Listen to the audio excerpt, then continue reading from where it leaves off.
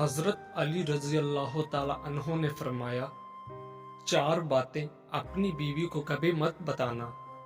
Number 1، کبھی بیوی کے سامنے رونا مت، چاہے کتنی بھی تکلیف ہو، کتنی بھی پریشانی ہو، چاہے اندر سے کتنے ہی ٹوٹ چکے ہوں، لیکن بیوی کے سامنے کبھی آنسو مت بہانا، ورنہ ساری زندگی تمہاری بیوی یہی سمجھے گی یہ مرد بہت کمزور ہے، اپنے جذبات پر قابو نہیں پا سکتا، چھوٹی چھوٹی چیزوں پہ اداس ہو جاتا ہے، لہٰذا وہ تمہیں کمزور سمجھنا شروع کر دے گی۔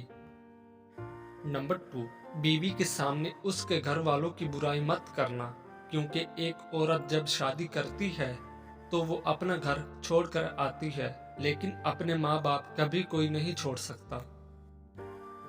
نمبر 3، عورت کو کبھی بھی اپنی کمائی مت بتانا، کیونکہ ایک مرد کو ہی پتا ہوتا ہے کہ گھر کس طرح چلانا ہے، سب کے خرچے کس طرح پورے کرنے ہیں۔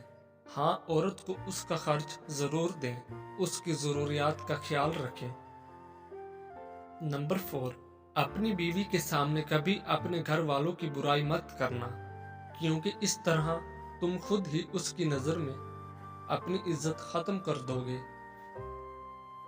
شادی کے دن نئی نویلی دلہن نے ایک اٹیچی کیس کی طرف اشارہ کرتے ہوئے اپنے شوہر سے وعدہ لیا کہ وہ اس اٹیچی کیس کو کبھی نہیں کھولے گا۔ شوہر نے وعدہ کر لیا۔ شادی کے 50ویں سال بیوی جب بستر مرگ پر پڑ گئی تو خاوند نے اسے اٹیچی کیس یاد دلایا۔ بیوی بولی، اب یہ وقت ہے اس اٹیچی کیس کے راز کو فاش کرنے کا، اب آپ اس اٹیچی کیس کو کھول لیں۔ خاوند نے اٹیچی کیس کھولا تو اس میں سے 2 گڑیاں نکلی۔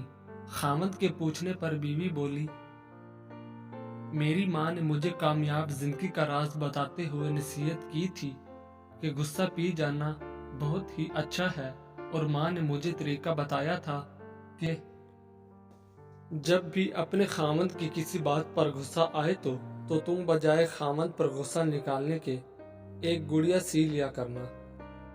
تو مجھے جب بھی آپ کی کسی بات پر غصہ آیا تو میں نے گڑیا سی لی۔ خاوند 2 گڑیاں دیکھ کر بہت خوش ہوا کہ اس نے اپنی بیوی کو کتنا خوش رکھا، کیونکہ بیوی نے 50 سال کی کامیاب زندگی میں صرف 2 گڑیاں ہی بنائی تھیں۔ محبت میں شدت معنی نہیں رکھتی، محبت میں عزت معنی رکھتی ہے۔ ایک ہوتا ہے کسی کو اپنی طبیعت کے مطابق ڈھال لینا، اور دوسرا ہوتا ہے کسی کی طبیعت کے مطابق ڈھل جانا۔ ان دونوں پہلوؤں میں انداز نرمی اور محبت والا ہو تو تب ہی رشتے بنتے ہیں، ورنہ جھگڑوں کے سوا کچھ حاصل نہیں ہوتا۔